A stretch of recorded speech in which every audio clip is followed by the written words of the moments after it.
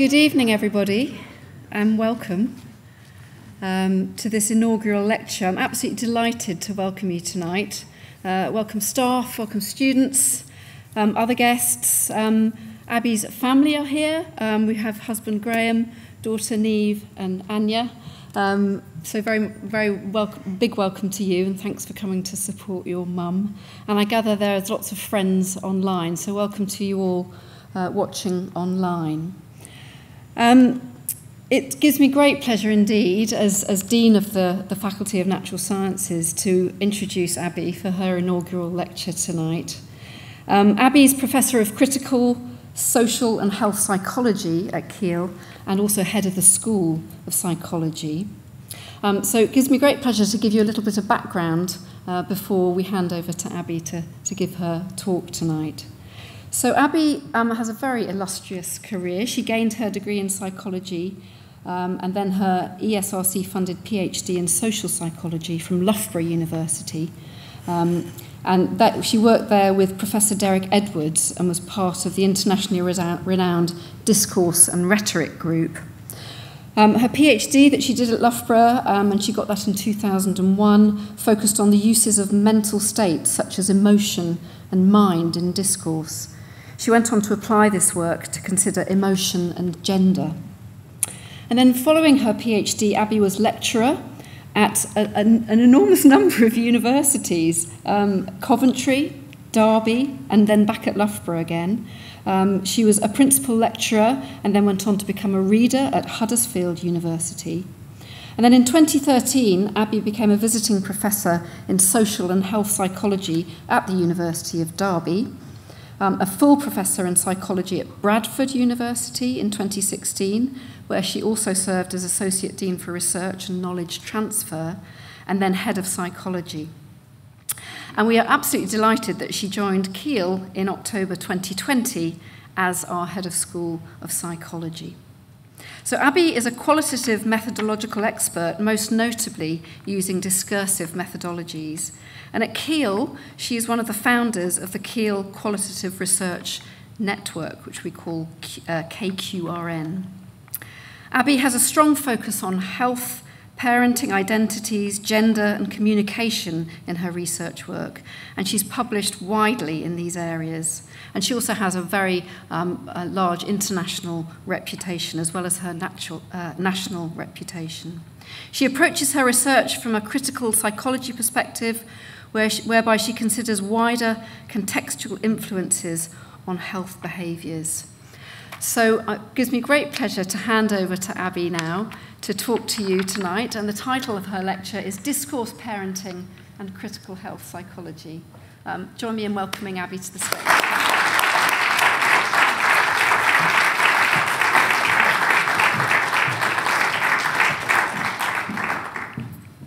Hi everyone. So this is really exciting, actually, to finally be giving my inaugural lecture. I'm absolutely thrilled that so many of you have come to see me do this. Okay, so as Anna said, I'm going to be talking about discourse, parenting, and critical health psychology, and I'll be trying to kind of define those as we go. And the reason I put the three together is really, if you think about my research work, it really is what encapsulates the three. Okay. So, have to start with a baby photo for an inaugural lecture. So this is me with my big brother, and obviously you can tell it looks very 1970s in the UK. I'm 20 months old here, and they're trying to get me to focus by blowing bubbles and the like. So a little bit about me then. I was raised in North Birmingham with my mum and my dad and my older brother. My dad sadly passed away during my PhD, but my mum and my brother are going strong, which is great. Okay. So I think growing up, I had a very kind of traditional childhood, did okay at school, you know, quite enjoyed that. And it really was when I went to college when I was 16 to do my A-levels that I really felt like actually that I started to really become who I think I was meant to be. So really then, from leaving school at 16 with O-levels, because I am that old, when I went to do my A-levels at college, I think I became a social scientist at that moment. And again, colleagues in the School of Psychology are probably really bored of me saying this. But for me, psychology, it's such a broad discipline. Psychology is a social science, it's a health science, and it's a life science. And it really, the reason I love the discipline so much is that it's so broad and you can kind of work anywhere across this continuum, if you like.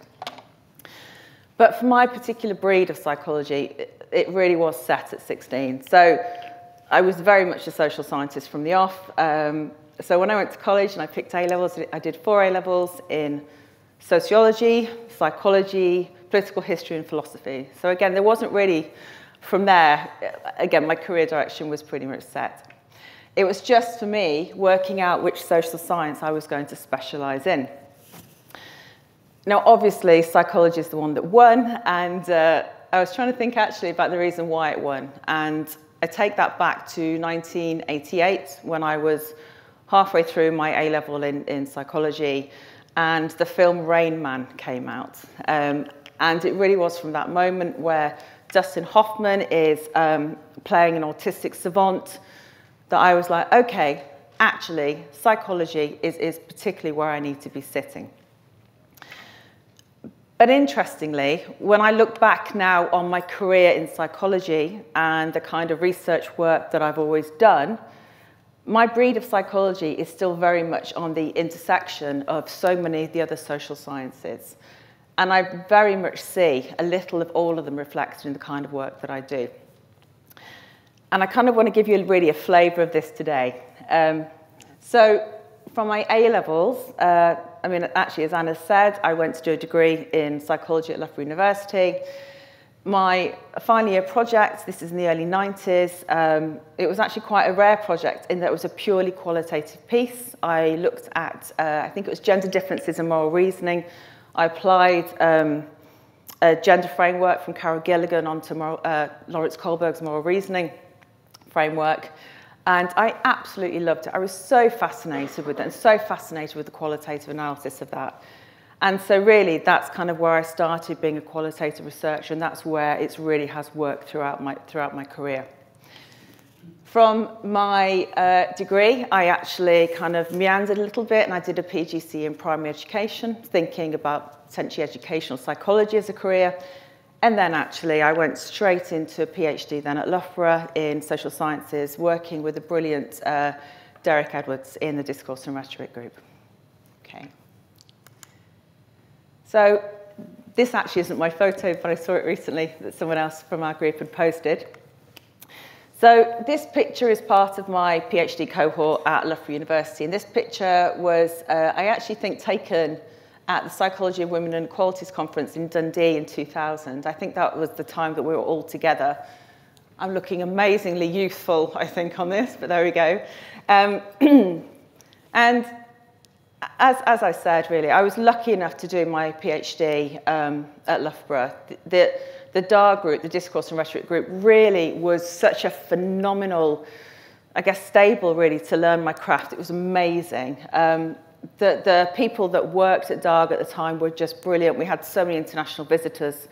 And really, you know, what happened with DARG was every Wednesday, we'd all get together, so all the PhD students, and the experts, the staff were there, the international visitors were there, and one of us would take along a piece of data, a piece of qualitative transcript of data, and basically everyone would sit there for an hour and just analyse this data and come up with ideas, and it was so brilliant. Just some of the names really from DARG at that point were the likes of Michael Billig, Jonathan Potter, as I said, Derek Edwards, Charles Ntaki, Sue Wilkinson, Celia Kitzinger, and Steve Brown, and a whole load of others as well. And that was just the staff, and it was just absolutely amazing to work with them and work with some really amazing names actually within qualitative psychology. Also, though, to say at this point, it was, as I was on an ESRC-funded studentship, we had some really in-depth methods training. So obviously you have the MODE training, that, you know, lots of really in-depth grilling on this. And again, I think that also set our cohort on a really strong path, a qualitative path.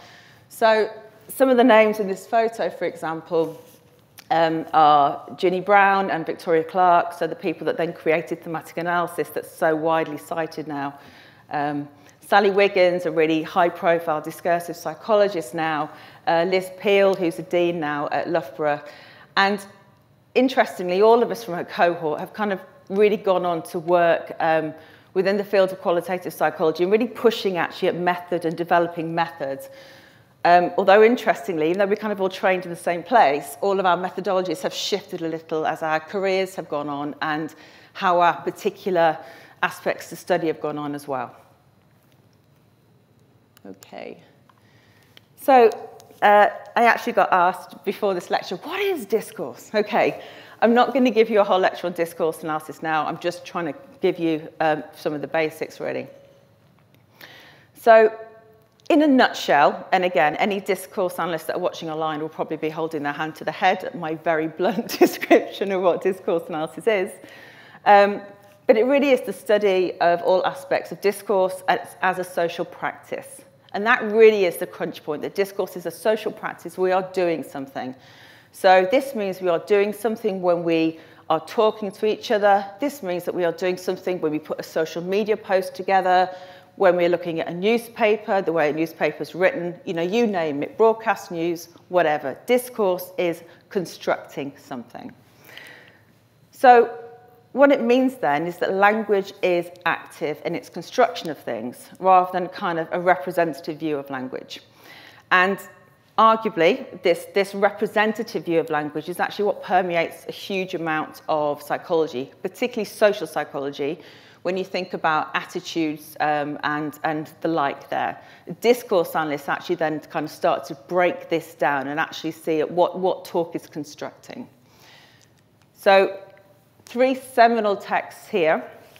The first is actually from 1987, and this is really the one where discourse and social psychology, discourse analysis came into social psychology. And this was through Jonathan Potter and Margaret Wetherell, again, who were kind of part of the DAR group at Loughborough. And as you can see, the title here is Beyond Attitudes and Behaviour. And they started to really kind of deconstruct attitude theory and all the issues that actually come up within attitude theory. And then 2 further texts, again, that were actually really important to me when I was doing my doctorate. The first was Discourse and Cognition, written by my supervisor, Derek Edwards. An absolutely phenomenal book. It's so amazing at literally the way that he looks at so many different aspects of the discipline. And the second text, again, as amazing, by Jonathan Potter, called Representing Reality, Discourse, Rhetoric and Social Construction. And for me, it really was these texts that really became kind of the bedrock of discourse analysis and then what became discursive psychology. Okay. I'm going to have a swig of water. All right, taking this now into critical health psychology. So I did say I was going to do discourse, parenting, and critical health psychology, but not necessarily in that order. So take me then as a discourse analyst. I then started to pursue the idea of critical health psychology as kind of putting some kind of frame on the work that I wanted to do. So what is critical health psychology, I hear you ask? Well, so many of the traditional behaviour change models that we see in health psychology, so things like the COM-B, reside within what has been termed as this mainstream health psychology. And they are typically drawn from social cognitive models and biological psychology, as well as drawing from other kind of diverse fields. So they will look at things like health economics, they'll look at behavioural medicine, and also sometimes medical sociology as well. But as critiques of this mainstream approach have documented, this approach works from kind of a real positivist or post-positivist framework. So again, drawing very much from kind of a mainstream mainstream psychology way of doing things. And that view is seen as being very heavily individualistic and very decontextualized. So, for example, if you're wanting to change a behavior within a mainstream health approach, you will be looking to the individual and how can we change individuals' perceptions or cognitions about engaging in this particular behavior. So in essence, it's kind of ignoring the context. What a critical health psychology perspective does is it puts that context back in. So a quote here, for example, from Chamberlain and Murray. Michael Murray actually used to work at Kiel, interestingly enough. They argue that critical health psychology challenges the assumptions and practices of the mainstream approach and argues that people are complex, changing, and multifaceted. Okay. Right. I'm going to now put all of these aspects together, and I'm going to think about parenting and parenting research. This is actually a family photo. It's actually the only family photo that I would be allowed, I think, to show today, and I can see my children cringing in the background there.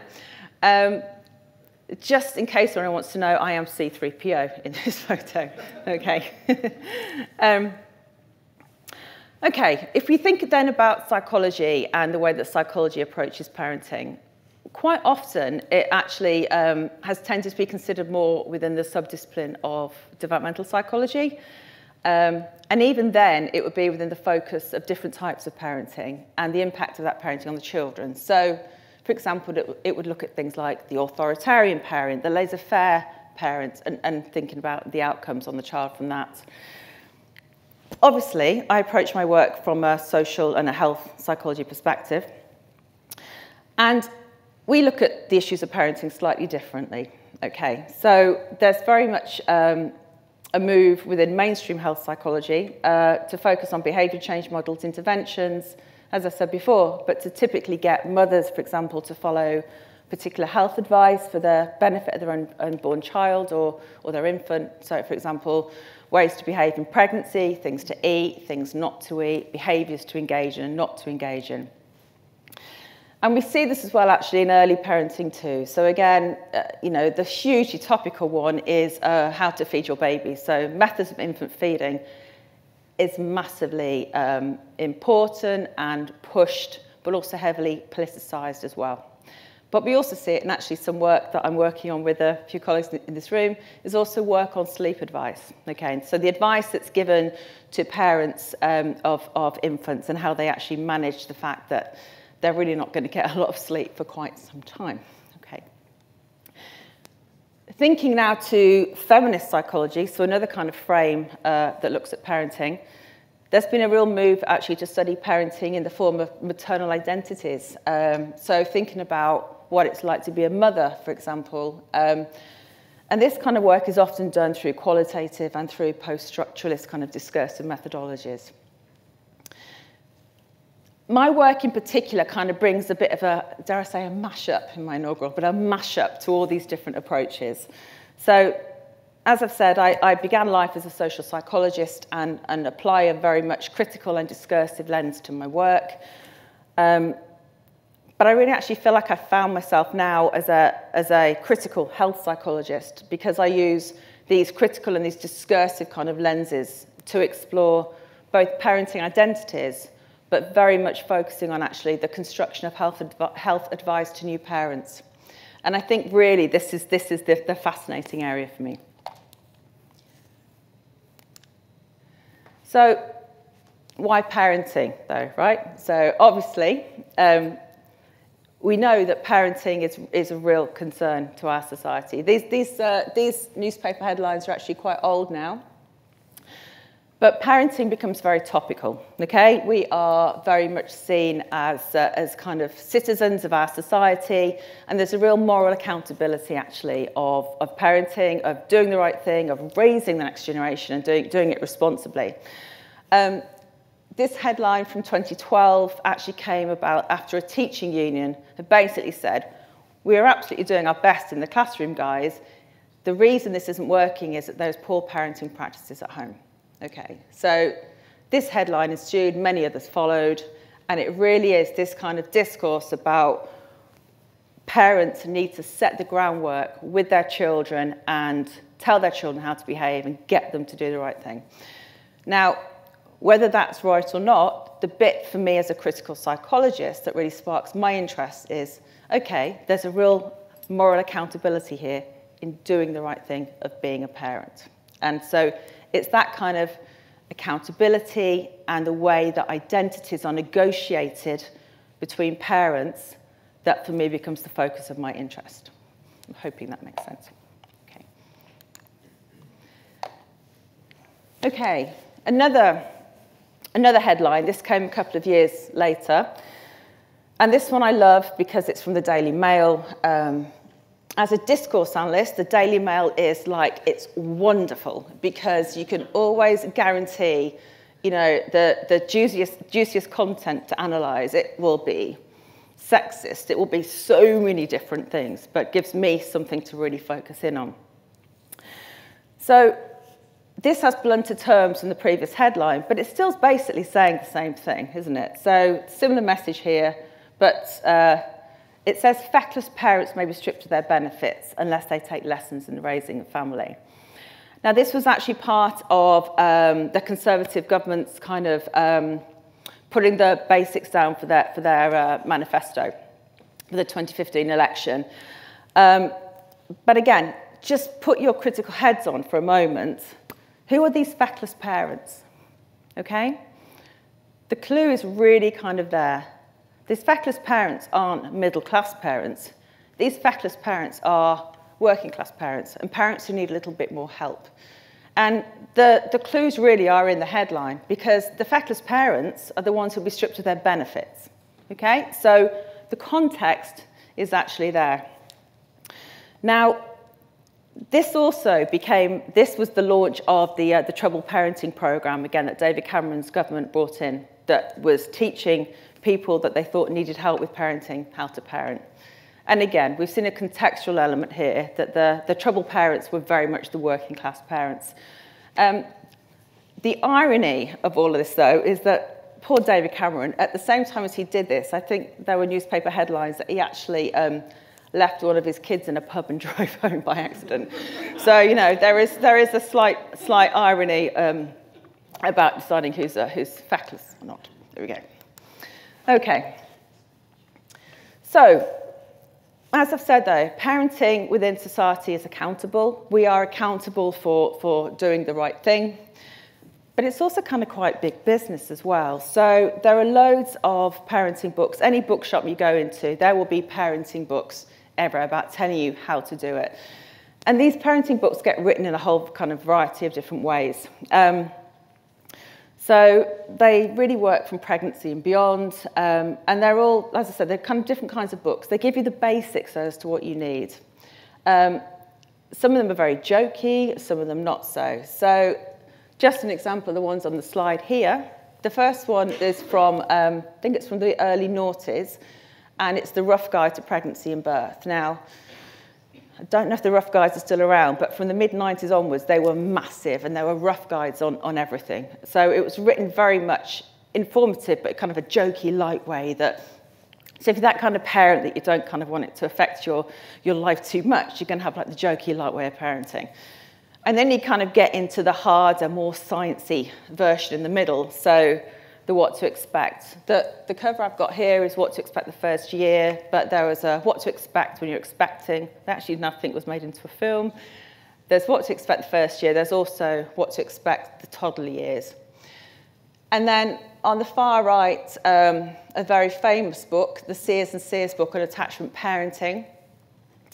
And the way that we see attachment parenting actually kind of really manifests, that when I had my babies, who are now sitting in the audience, who are not babies anymore, you know, the idea was that we pushed them around in prams. And when attachment parenting really took off, you see people aren't pushing babies in prams anymore. They are wearing their babies. Their babies are on a sling strapped to them because, again, that's seen as a more positive way to get your baby to have a secure and positive attachment to you. Okay. But again, taking this to a slightly more theoretical point, we see that there are kind of real sort of choice and risk discourses in parenting. And we also see, though, as a parent, you have a huge amount of kind of risk management that you have to do. The other thing that I just want to note, and I'll come back to later on, is that all these books on parenting are actually, even though they use kind of the gender-neutral term parent in the majority of places, they are really tending to address the mum as kind of the primary caregiver here. When they are then starting to look at fathers, again, they're written in a really, really jokey way. There aren't many books, in fact, I don't think there are any books that are written for fathers, which are kind of written in a serious way. I've got one quote actually for you here from the Haynes manuals. So again, you know, the Haynes manuals, all the different cars and stuff you can get. They also do one on the toddler. Okay. And this is a book from 2008, and it says post-baby to preschool on dad's time. And they're kind of talking to dad, you know, like how you manage, you know, having a baby and everything else. And they give there's a quote here about the way actually that they need to think about mums. And the quote says, it's not only is mum softer and less abrasive, she can miraculously produce milk and it's not even pasteurized. You know, so again, it's kind of a really jokey way of formulating it. Okay, so I kind of feel like I've said this already, but I'm going to say it again. So then, why do I look to apply the lens of critical health psychology to parenting research? Well, I actually think it's expertly placed to consider parenting. We can consider individual subjectivities and identities. We can consider societal norms and discourses on how we should be doing our parenting in today's society. And we can also draw on parenting culture's work and contemporary parenting ideologies.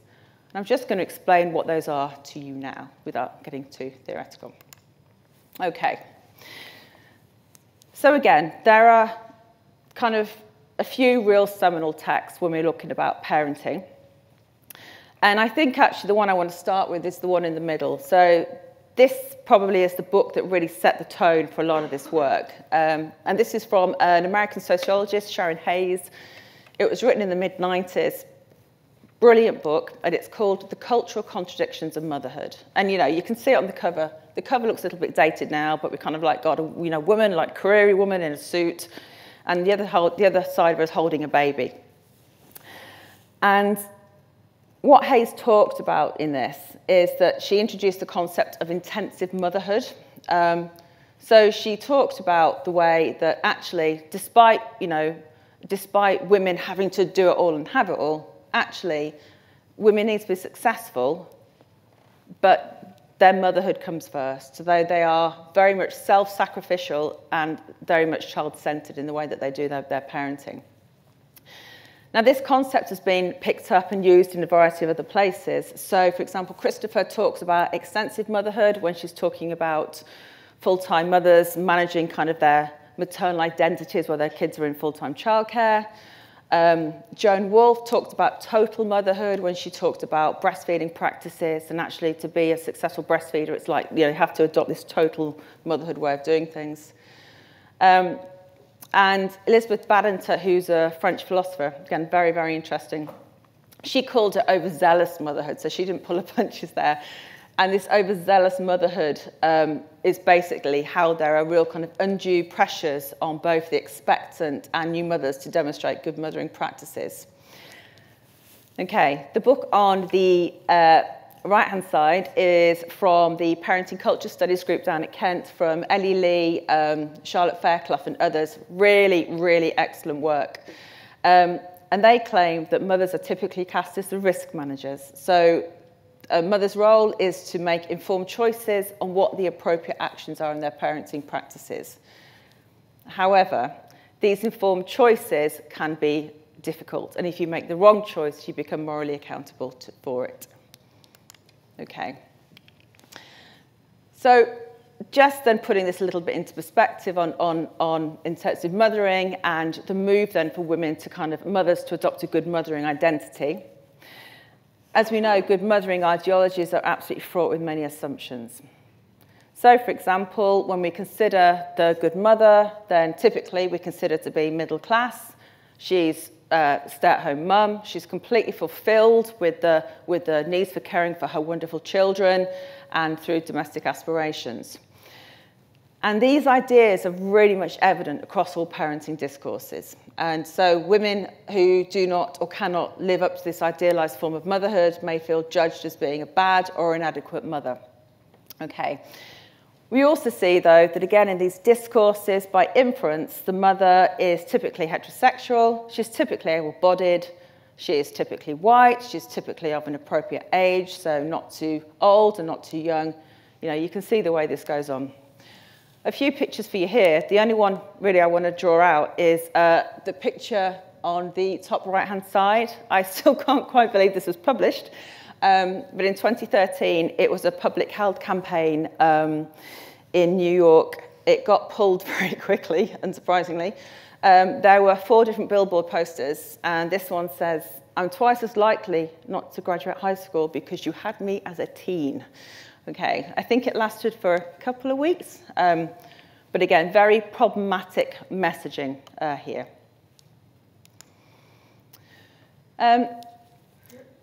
This good parenting culture, though, and intensive mothering ideology, goes throughout all of our media. It goes through our parenting texts. It goes through our everyday media. It goes through even for the way that parents can interact with each other, the way that they're talking to each other, for example, on parenting forums. You name it, it's there. So a quote that I love from the Guardian newspaper in 2013 says, "Anyone that's currently caught up in the maelstrom of parenting a small child in the UK will be acquainted with the shibboleths of contemporary maternal culture. Natural pregnancy, natural birth, postpartum bonding fostered by plenty of skin-to-skin contact, baby-led weaning, baby wearing, co-sleeping, and above all, on-demand breastfeeding, at least until the age of 2, as recommended by the World Health Organization. It takes a lot of nerve for a new mother to defy these recommendations." Okay. And so really, this article lists what some of the real markers of good parenting or good mothering in our society look like. Okay. So again, we can see some of the things I've already talked to you about. We can see Sears and Sears attachment parenting coming through this. But as the article also notes, it does take a lot of nerve to go against these recommendations, particularly as they are as I've said, they are the markers of good mothering. So this is what good mothers, if you want to be seen as a good mother in our contemporary society, this is what you should be doing, okay? The ethos of this article, though, sits really closely with the work of Elizabeth Badinter in her book, The Conflict, because she really attacks these self-sacrificial discourses of overzealous motherhood that she feels are very much promoted through this move to natural parenting that we're all part of. Okay. The other thing to say on this, though, is that good mothering also starts really early, and there's some excellent work out actually by both Wagner but also by Kirsty Budds on this. So good mothering starts really early. It actually, as they've both argued, it actually starts from pre-pregnancy. So that is, women become accountable for their pregnancies and good mothering before they've actually become pregnant. For some of them, before they've even thought about whether they're going to become pregnant or not. So within contemporary parenting ideologies then, it becomes apparent that there's almost a kind of surveillance on our parenting practices. And the way that these parenting discourses have become bound up with notions of risk links into both neoliberal, what I would, and the critical health psychologists would call neoliberal discourses of informed choice and risk, but also very much Foucault's notion of governmentality. So many of these discourses become tied up with health behaviours related to our parenting. And these include decisions, for example, on how the baby is fed, or, as we see, women's behaviours during pregnancy. Furthermore, and I think I said this earlier, but I'll say it again, furthermore, the aspects of accountability, the moral citizen and the accountability and potential blame for making the wrong choice in your parenting are inherent throughout all the contemporary parenting discourses. Okay. Now, just to see this played out in our our everyday culture, again, I'm a sucker actually for spotting any parenting stories in the media. But in June 2021, headlines were made when the World Health Organization had its draft policy on alcohol, and it suggested that all women of reproductive age should avoid alcohol. Now, wow, because obviously that is so problematic in different ways. It presumes that every woman wants to become a mother. It's just so difficult in so many different ways. What we do know, though, is obviously there is, I think there's clear evidence. I've got medics in the room, so we'll see. I think there is clear evidence on heavy drinking in pregnancy and the links to fetal alcohol syndrome. However, there is also contradictory evidence on mild to moderate drinking. So some studies are suggesting that one drink can cause harm, whereas other research suggests that mild consumption has absolutely no effect at all. But we can also see from estimated figures that many expectant women are consuming alcohol, at least some alcohol, during their pregnancy, because in our kind of, I think particularly in UK Britain, in the UK, I think it's very much a case of it's kind of part of many people's day-to-day lives. So there is an idea that many women are consuming something. Now, some commentators have claimed that the only safe message for women during pregnancy is to abstain completely, whilst others have argued that this approach is actually overly paternalistic. So again, there's real tensions here, and people aren't really sure which way to go. However, the women themselves seem to be really unclear as to what they should be doing. And there are various studies that found, again, that pregnant women report that most of them had drunk some form of alcohol during pregnancy, even if it's only a little bit. And they've also argued that the advice about safe levels of consumption is both confusing and also lacking in evidence. Now, I've just got one example of this here for you. This is from an online parenting forum, and this is just an example of what women actually do may differ to the health advice that they're given. So in this post, again, I'll read it, I hope you can see it as well, just says, I know the official guidance is that zero alcohol is the safest option, but there hasn't been research on the small amount of alcohol in pregnancy, and apparently 80% of women drink something whilst pregnant. I'm not looking for judgment here, but in both of my pregnancies, I've drunk a small amount, like 1 glass of wine per week, sipped, or a few sips on husband's glass. What do others do, and how much? Be honest. Okay. So again, in this post from the original poster, we can see that she is flagging up that she's really not sure what she should be doing here. She doesn't think that the health advice is quite correct, you know, the zero drinking at all. And she's also noting actually what she's doing in her normative practice. So a few sips, a small glass a week, or a few sips from the partner's glass. The final comment, though, that she's asking for others' experiences and asking them to be honest, really kind of notes the moral accountability of drinking in pregnancy, and the kind of disclosing to others that she has been involved in this. Now,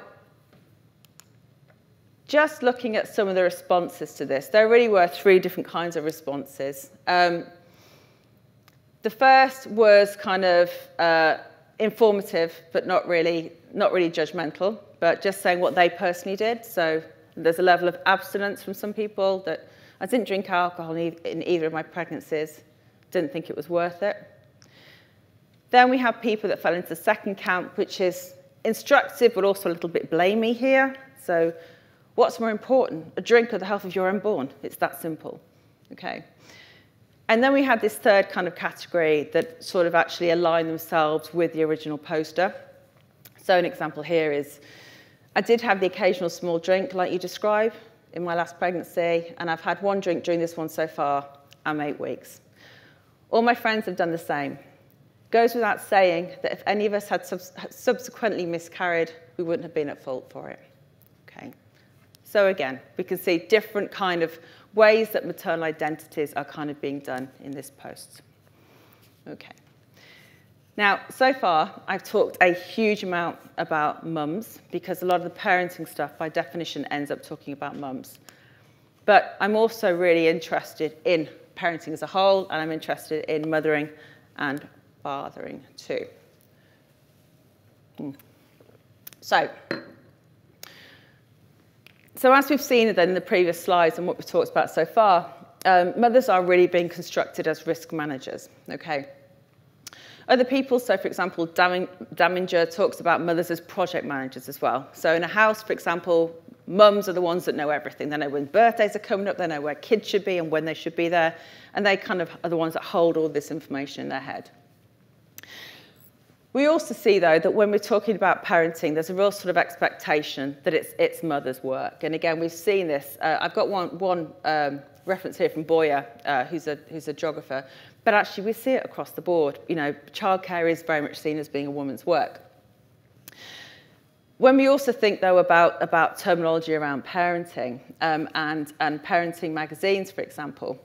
So despite the fact that they are using this gender-neutral terminology of parents, and they do this as an attempt to target and include both parents, actually what we see is the mother as the main parent discourse. It just comes through time and time again. And fathers are very, very rarely included in the main body of the text. Okay. Just to give an example of this, actually, Jane Sunderland, whose work I absolutely adore, I think she's retired now. She was a linguist at Lancaster University, and she did this great study looking at parenting magazines, and she obviously she looked at them, and she said that if you change the word parent to mother, you could read the text and it would still make sense. But if you change the word parent to father, it kind of felt so out of context because it just wasn't making as much sense. So again, we are trying to talk very much in gender-neutral terms, but still there is a societal kind of preoccupation with motherhood as being the way that we do things. Other works, for example, from Deinhardt, suggests that despite talk of the new father and working women, the social discourse about the good provider role for men still seems deeply entrenched. And the breadwinning kind of aspect of men's role still seems to be something that society really kind of pushes at, something that men should be doing. And sadly, actually, we're seeing this in the UK, well, we have been for the last few years, because, you know, when I did work on fatherhood initially, it was before shared parental leave, and so excited about shared parental leave coming in, and actually how dads could now be sharing time and being with their children. And there's actually been a very low take-up amongst working fathers, and there's lots of research out around this now as well. Okay, I'm going to speed up. Okay, so one thing I just wanted to say is, you know, we see it time and time again, even in advice to parents, we see that the mother as a primary caregiver is still there. And just got one example here from a paper I wrote on this idea of feeding your baby called baby-led weaning. And really, the point I just wanted to show in this paper is this is supposed to be about the parents, and it's actually targeting the mum. So I don't think I've got time to read this one to you.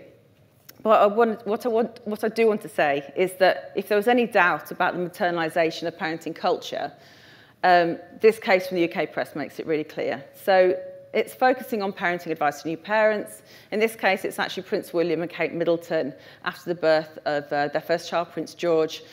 And as we see clearly throughout the extract, when giving advice to the gender-neutral new parents, actually the focus is very clearly on Kate. She's explicitly cited twice where William isn't. And she's the one that the advice is kind of specifically aimed at as how to feed George.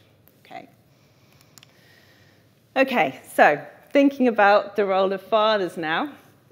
Again, there's so much work about fatherhood around, so I'm just going to give you a little bit of a snapshot. We talk very much about involved fatherhood, though, and how dads want to be much more involved in the care of their children. But we also know through kind of time studies that actually that's not happening as much as we'd like. Esther Dermott, who's a sociologist at Bristol, wrote some fantastic work, actually. She called it intimate fatherhood. It's not about the quantity of time that you're spending with your child. It's actually the quality of the relationship that you have with them. Okay.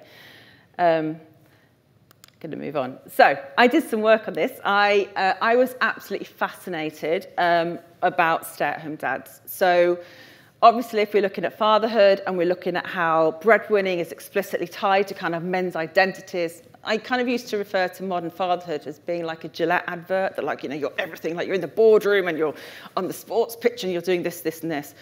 And so I was really interested actually in studying the group of dads who, for whatever reason, actually were looking after their children full-time.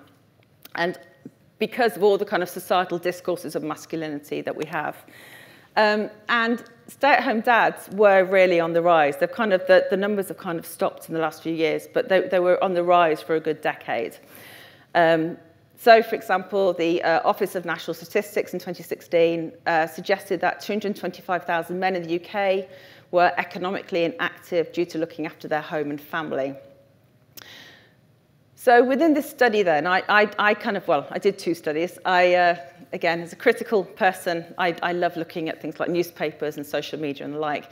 And so I started off with doing an analysis of British newspapers because I wanted to see how stay-at-home dads were talked about in the press, because for me that would kind of give me an inkling actually of what our societal discourses looked like on men and caregiving and everything else. And then I followed on from there and I did study 2, which was then an interview study with stay-at-home dads in this in a UK setting. Okay. So both of these were kind of, they started off with a kind of a thematic analysis, a very kind of Brown and Clark thematic analysis. And then I started to kind of put critical discursive layers on it. Okay. But just a few things I just really want to flag up. In the way that stay-at-home dads were talked about in the British press, that there were kind of a few different discourses here going on. So the first was that fathers were very rarely constructed as taking on the primary caregiving role through choice. It was always something else that had happened. There was also kind of the real gendered stereotypes of traditional parental roles of the nurturing mother and providing father going throughout many of the articles. And the third thing that I noted was that there are kind of discourses of masculinity were, as I put here, inextricably bound with the status of the father, and markers of masculinity were evident throughout. Okay, what do I mean by this?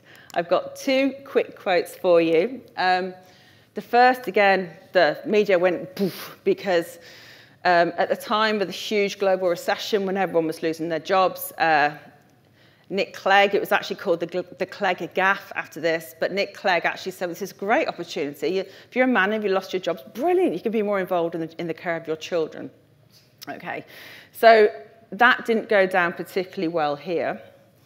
So just to kind of go through this one quickly. So Liberal Democrat leader Nick Clegg was accused of another gaffe last night after suggesting the recession offered a chance for men to reinvent themselves as stay-at-home fathers. The Lib Dem leader said that just as the Second World War had a liberating effect on women who found jobs while their husbands were off fighting, the downturn could force newly unemployed men to look at their role in the family. Again, you can imagine the way that the media went on this one.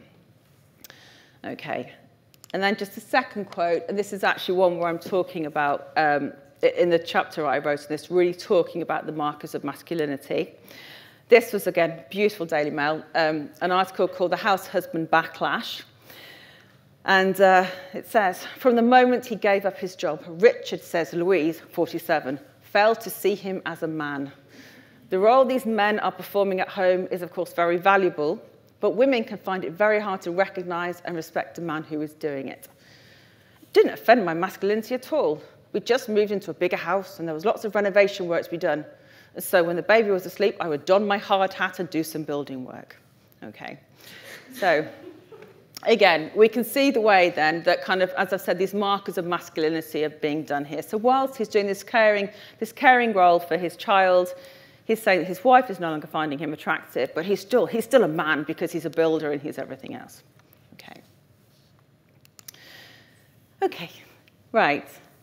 So I took this media analysis and then I actually went and spoke to stay-at-home dads themselves, and that was absolutely fascinating because I found very different things actually to the media discourse. So the men that spoke to me, and again, it could be an issue because it's actually the men that came forward and spoke to me, but they'd all talked about choosing the stay-at-home dad role, and they'd chosen it for a whole variety of reasons. And some chose it because of partners being ill or whatever, but there was still a real strong element of choice. They weren't forced into this role. They didn't lose their jobs and had to do this role. They really wanted to do it.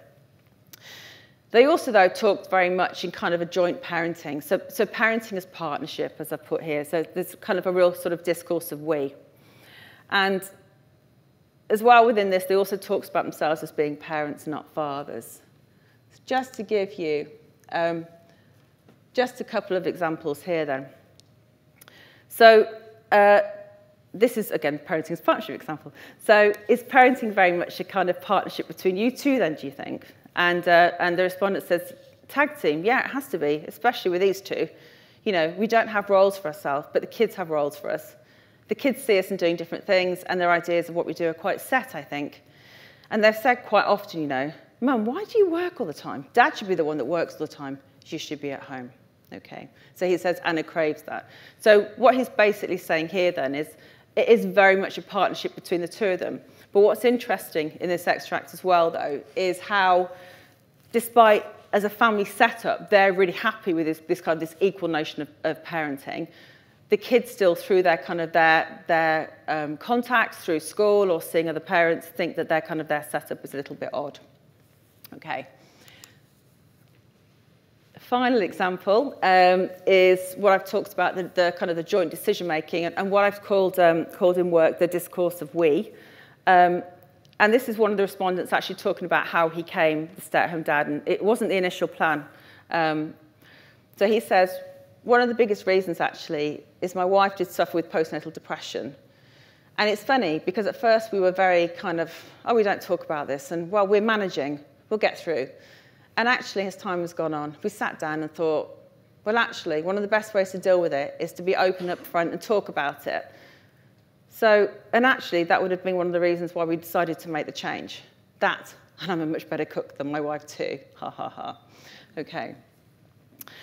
So, as we've seen then in the media representations, that the reasons for becoming a primary caregiving dad focus really on monetary concerns as the sole issue.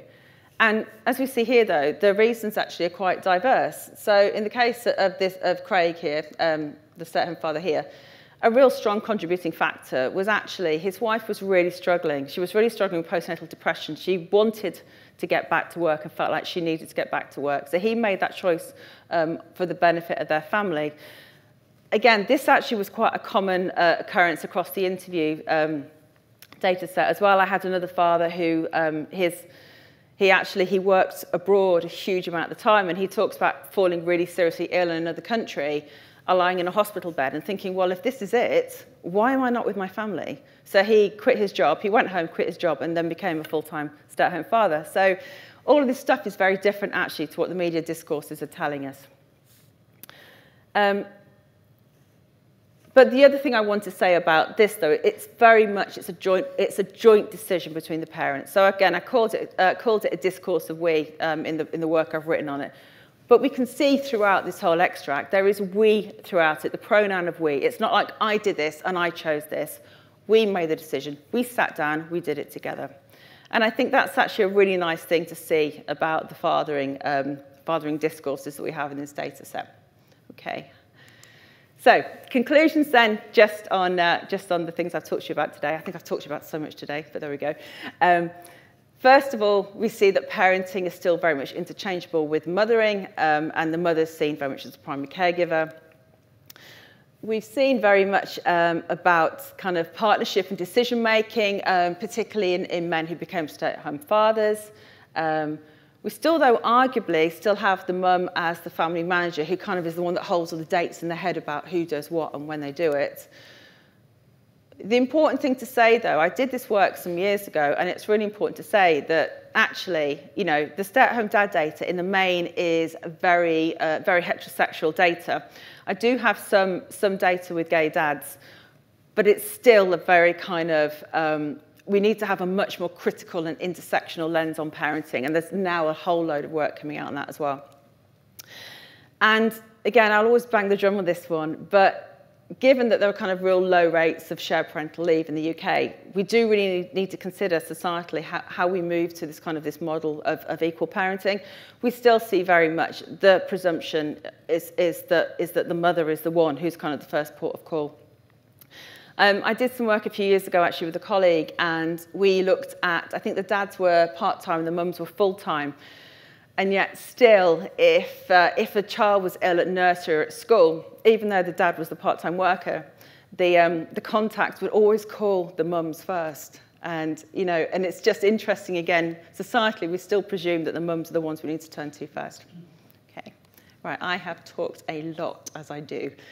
Okay, final slide is just to thank lots of people. So the thing about academia is that you don't do it on your own. I've had the best colleagues to work with. There's a snippet of some of them on here. I haven't got everyone here. I'm so sorry I haven't got everyone here. But thank you, everyone who's been on this journey with me. Thank you to all of my brilliant PhD students. I've loved working with each and every one of you, both past and present. And I think that for me, that's actually one of the best bits of the job. I love PhD supervision. It's amazing. It's just wonderful to see people develop. Thank you also to all of my network. So there's a few here. So on the very top left, I actually got this. Sally Wiggins sent me this after her inaugural. Thank you, Sally. But that's me and Sally Wiggins, and Derek Edwards is on the left and Jonathan Potter's on the right. So that's just from our dog days. On the top right, we have the wonderful Network Families group that I'm part of. Started at the OU, but we're kind of based a little bit around the country. And that's our work we do on maternal identities and social media.